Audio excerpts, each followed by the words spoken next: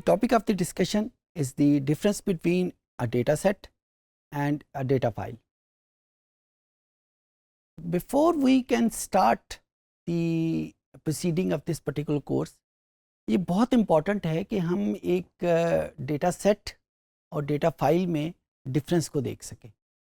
आम ज़ुबान में हम ये लफ्ज़ जो हैं वो इंटरचेंजेबली यूज़ करते हैं। हम डेटा सेट के लिए डेटा फाइल का वर्ड भी यूज़ कर लेते हैं, डेटा फाइल के लिए डेटा सेट का वर्ड भी यूज़ कर लेते हैं, लेकिन जब हम एक एनालिटिक्स की बात करते हैं तो वहाँ पे हमें इनमें डिफ्रेंशिएट करना पड़ता है। जी, आपके जहन में ज़रूर ये हैरानगी हुई होगी कि ये तो बिल्कुल सिमिलर वर्ड हैं, डेटा सेट और डेटा फाइल, लेकिन हम यहाँ पे इस पर्टिकुलर कोर्स के हवाले से और टेक्निकल हवाले से ये दोनों डिफरेंट चीज़ें हैं।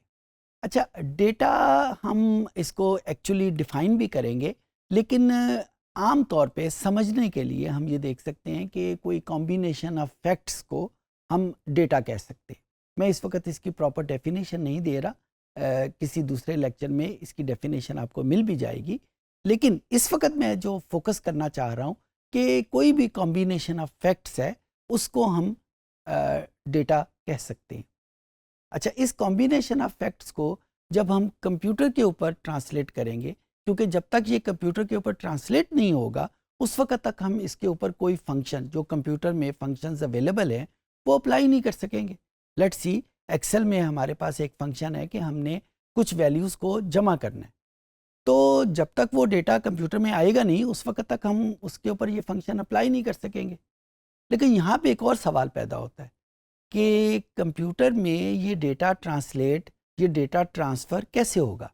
ज़ाहिर है हम उसको की इन करेंगे, कीबोर्ड की मदद से कंप्यूटर की स्क्रीन के ऊपर लिखेंगे। लेकिन जब हम लेट्स से एक्सेल की बात करते हैं, तो एक्सेल में जब हम इसको ओपन करते हैं तो हमारे पास स्क्रीन के ऊपर बहुत ज़्यादा कॉलम्स और बहुत सारी रोज़ नज़र आ रही होती हैं। आपको इस वक्त स्क्रीन के ऊपर भी नज़र आ रहा होगा कि कुछ वैल्यूज़ लिखी हुई हैं और कुछ कॉलम्स हैं हमारे पास और कुछ रोज़ हैं, और कोई किसी ख़ास किस्म का एनालिसिस इस पे हुआ है। वहाँ पे ये सवाल पैदा होता है कि हम क्या अपने डेटा सेट को रोज़ में लिखें या अपने डेटा सेट को कॉलम्स में लिखें, या किसी ख़ास चीज़ को हम कॉलम्स में लिखें और किसी ख़ास चीज़ को रोज़ में लिखें, या जैसे हमारा दिल करे हम इसको लिख सकते हैं। जब हम डेटा की बात करते हैं ना, लेट्स से मैं आपको मिसाल देता हूँ, पाकिस्तान के 4 सूबे। अब इसमें देखें 2 चीज़ें आ रही हैं, एक है पाकिस्तान, फिर 4 सूबे। जब हम पाकिस्तान की बात करते हैं तो ये वो सब्जेक्ट है जिसके बारे में हम डेटा इकट्ठा कर रहे हैं। सूबों की बात करते हैं तो ये वो एट्रीब्यूट है जिसके बारे में हम डेटा इकट्ठा कर रहे हैं, और 4 उसकी तादाद है, उसकी वैल्यू है। इस मिसाल को ज़रा मज़ीद बढ़ाते हैं। लेट्स से मैंने किसी कंपनी में जो सेल हो रही है उसके हवाले से कुछ डेटा इकट्ठा किया है, और डेटा कैसे इकट्ठा कर रहे हैं कि मेरे पास डेटा लाहौर का भी है, मेरे पास डेटा इस्लामाबाद का भी है, मेरे पास डेटा मुल्तान का भी है। Let's say to start with हमारे पास इन 3 शहरों का डेटा है। तो अब ये देखें मेरे पास 2 चीज़ें इकट्ठी आ रही हैं। एक के डेटा किसके बारे में है, सेल के बारे में डेटा है, तो ये उसका टाइटल हो जाएगा। दूसरे नंबर के ऊपर सेल का डेटा मुख्तलिफ शहरों के हवाले से है, तो जो शहर हैं वो एट्रीब्यूट हो जाएंगे, और कितनी सेल हुई है यानी उसकी वैल्यू कितनी है ये उसकी कंटेंट्स आ जाएंगे। तो जब भी हम किसी डेटा की बात करते हैं तो हमारे पास 3 चीज़ें इकट्ठी आ रही होती हैं। एक वो टाइटल है या पर्सपेक्टिव है कि जिसके हवाले से डेटा इकट्ठा हो रहा है। दूसरे नंबर के ऊपर वो एट्रीब्यूट है कि जिनके बारे में वो वैल्यूज़ हमें बता रही हैं, और तीसरे नंबर पे वो वैल्यूज़ हैं। अगर आप इस स्क्रीन के ऊपर देखें तो आपको यहाँ पे अगर कॉलम्स में जाएं तो कॉलम्स की हेडिंग ABCDE वो तो एक्सेल की बनाई हुई हेडिंग है, लेकिन अगर हम उन हेडिंग्स के नीचे देखें तो हमें हेडिंग्स के नाम नज़र आ जाएंगे।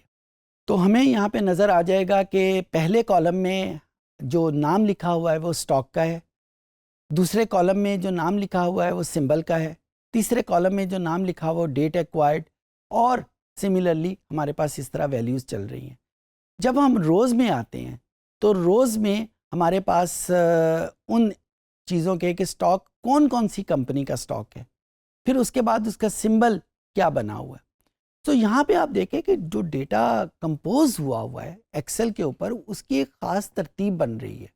हमने कॉलम्स में उन एट्रीब्यूट्स का नाम लिखा हुआ है जिसके बारे में डेटा इकट्ठा किया जा रहा है, और उसके बाद रोज़ में उसके कंटेंट्स मौजूद हैं।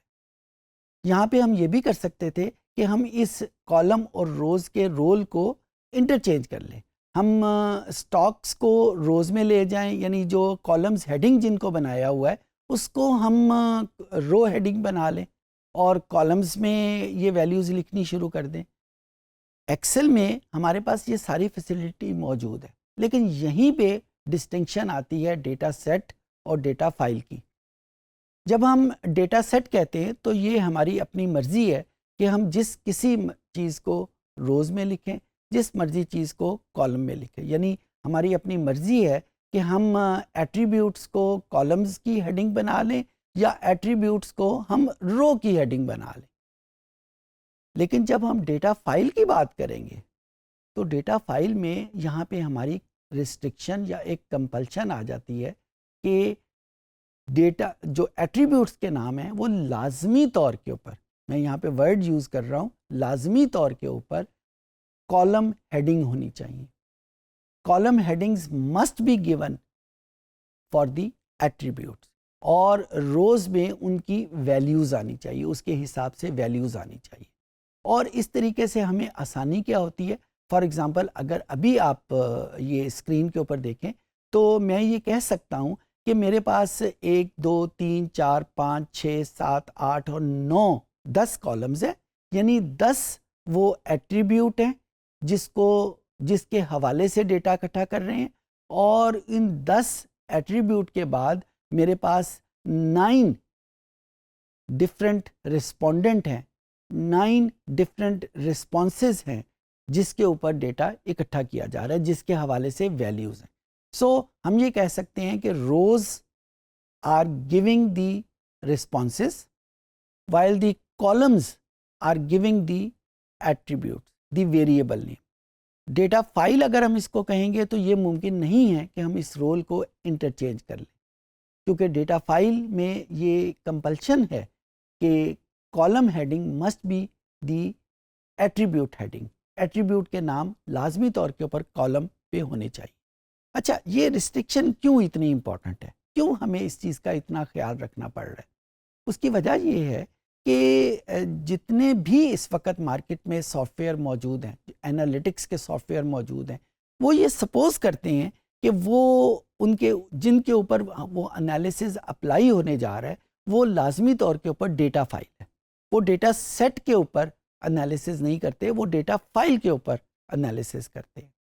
सो हमें ये रिस्ट्रिक्शन लाजमी तौर के ऊपर यूज़ करनी पड़ती है कि हमारा जो डेटा कंपोज हो या डेटा जिस वक्त हम कंप्यूटर के ऊपर लिखें तो हम इस चीज़ का ख्याल रखें कि हमने कॉलम में क्या चीज़ लिखनी है और हमने रोज़ में क्या चीज़ लिखनी है।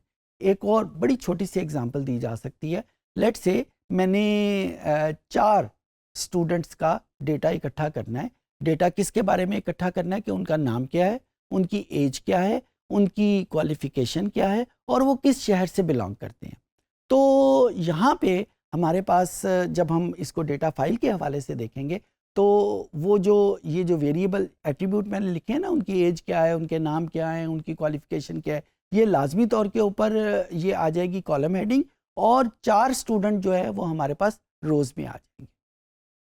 I hope I could make my self understood.